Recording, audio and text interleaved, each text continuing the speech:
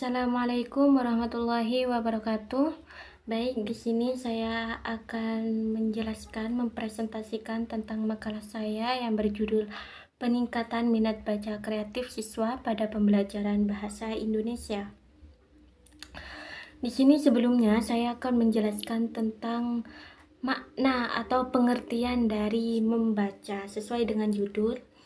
Apa sih yang dimaksud dengan membaca? Membaca adalah sebuah kegiatan melihat buku yang dimana kita itu berusaha untuk memahami apa yang dimaksud bacaan tersebut. Biasanya membaca itu bisa dilakukan dengan cara di dalam hati. Yang kedua itu bisa membaca secara nyaring. Yang slide selanjutnya, pengertian membaca kreatif.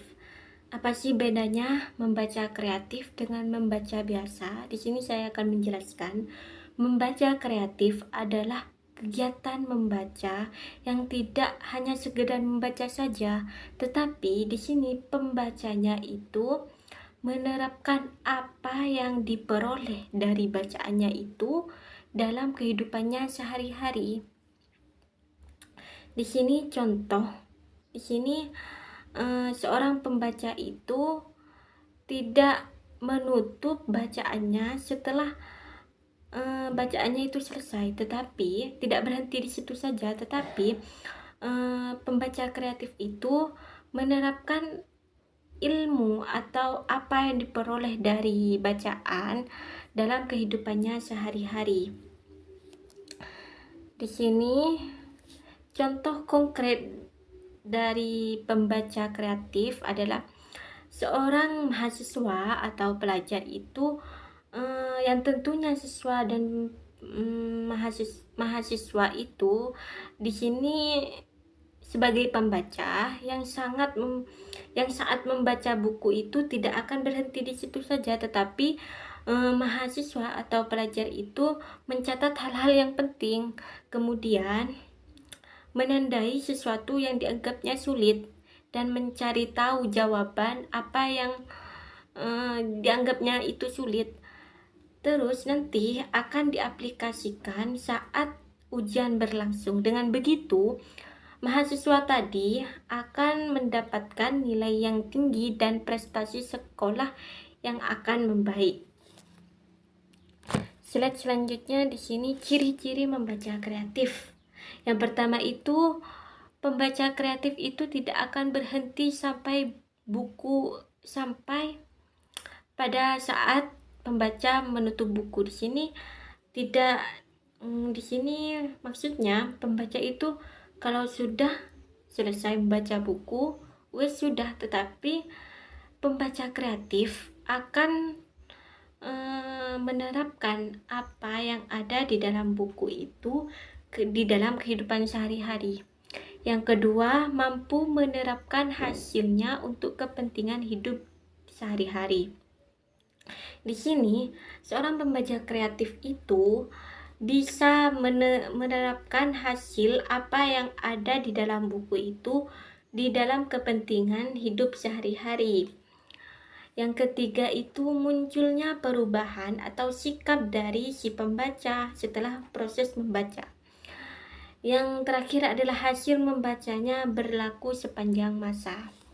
Tidak hanya dalam kurun waktu, kan kalau membaca biasa itu kalau sudah membaca sudah, tetapi kalau membaca kreatif itu akan diterapkan dalam kehidupannya sehari-hari sehingga hasil membacanya itu berlaku sepanjang masa.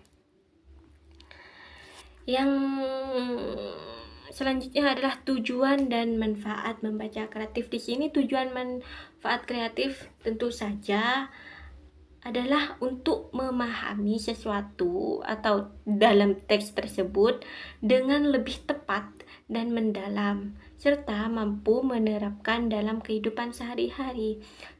Sekali lagi, tujuan membaca kreatif itu adalah memahami sesuatu dengan lebih tepat. Yang kedua adalah mampu menerapkannya dalam kehidupan sehari-hari. Di sini manfaat membaca kreatif itu sangat banyak, tergantung buku apa saja yang dibaca. Contoh di sini, membaca bacaan tentang siraman rohani. Di sini akan membuat pembaca kreatif itu mengalami perubahan sikap atau tingkah laku setelah membaca buku tersebut. Selanjutnya di sini ada buku informasi tentang merawat kesehatan tubuh. Di sini si pembaca kreatif itu dapat menerapkan apa yang ada di dalam buku kesehatan merawat kesehatan tubuh itu dalam kehidupannya sehari-hari. Dengan begitu dia bisa tahu bahwa oh, ini cara merawat kesehatan tubuh yang benar berdasarkan apa yang dibacanya.